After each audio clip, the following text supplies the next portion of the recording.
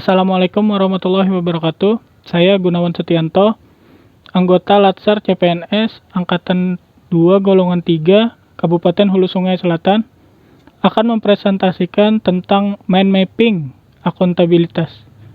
Untuk video lebih jelasnya, kita simak sebagai berikut. Akuntabilitas. Konsep akuntabilitas dibagi menjadi definisi, aspek, fungsi, dan tingkat dalam akuntabilitas tersebut. Adapun definisi dari akuntabilitas adalah kewajiban pertanggungjawaban yang harus dicapai. Untuk aspeknya yaitu ada 5. Yang pertama, hubungan, hasil, laporan, konsekuensi, dan kinerja. Fungsi akuntabilitas ada 3.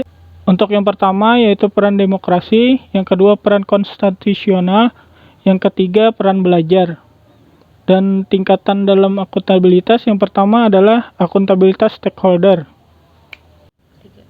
Akuntabilitas stakeholder itu adalah tanggung jawab organisasi pemerintah untuk mewujudkan pelayanan dan kinerja yang adil, responsif, dan bermartabat. Yang kedua yaitu akuntabilitas organisasi, yaitu hasil laporan kinerja yang telah dicapai. Yang ketiga, akuntabilitas kelompok. Itu adalah kinerja sebuah institusi, biasa dilakukan atas kerjasama kelompok.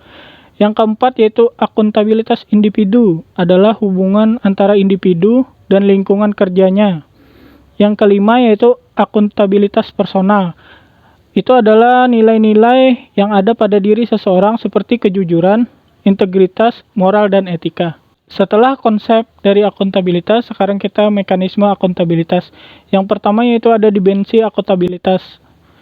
Dimensi akuntabilitas dibagi menjadi 4. Yang pertama yaitu kejujuran dan hukum. Yang kedua proses, ketiga program, dan keempat adalah kebijakan. Mekanisme akuntabilitas yang kedua yaitu mencakup dari 5 langkah menciptakan framework akuntabel.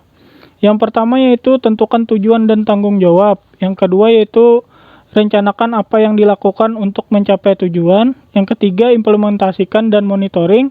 Yang keempat, laporan. Yang kelima, evaluasi dan perbaikan. Ketiga yaitu lingkungan kerja yang akuntabel. Yang pertama yaitu kepemimpinan.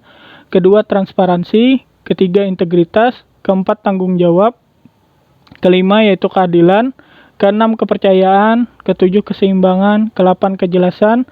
Kesembilan, konsistensi. Mekanisme akuntabilitas dalam birokrasi Indonesia menggunakan alat sebagai berikut. Perencanaan strategis yang pertama, yang kedua kontrak kerja, yang ketiga LAKIP. Akuntabilitas dalam konteks yang pertama yaitu transparansi dalam akses informasi, yang kedua yaitu praktek kecurangan atau fraud, yang ketiga penggunaan sumber daya milik negara, yang keempat penyimpanan dan penggunaan data informasi milik pemerintah, kelima yaitu konflik kepentingan. Untuk pengimplementasikannya PNS yang akuntabel yaitu yang pertama perilaku yang akuntabel, kedua perilaku berkaitan dengan transparansi dalam akses informasi, ketiga menghindari praktek kecurangan, keempat perilaku penggunaan sumber daya milik negara, kelima perilaku menggunakan data informasi milik pemerintah, yang keenam perilaku konflik kepentingan.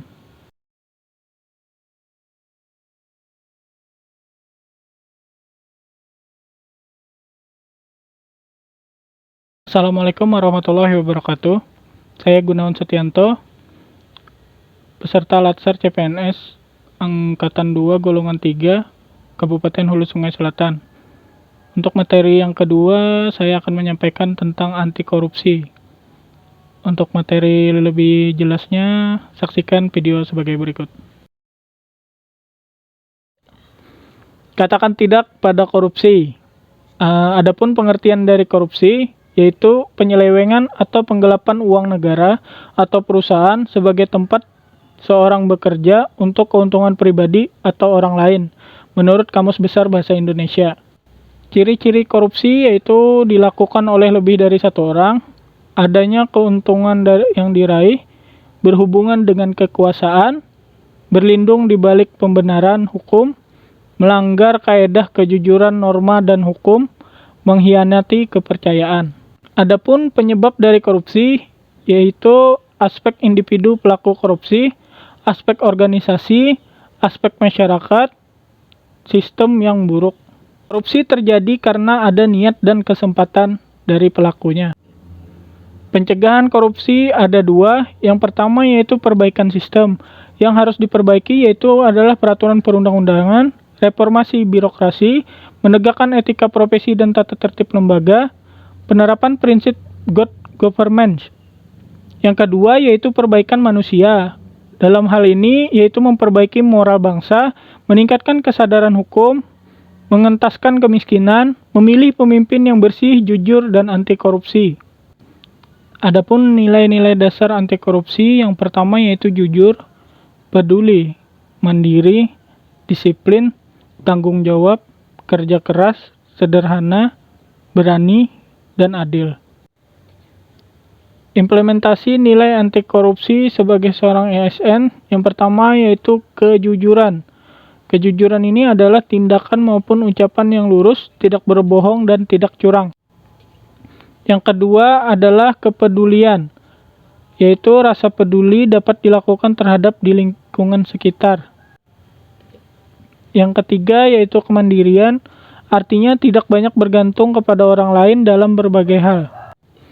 Yang keempat yaitu kedisiplinan, yaitu ketaatan dan patuh pada peraturan.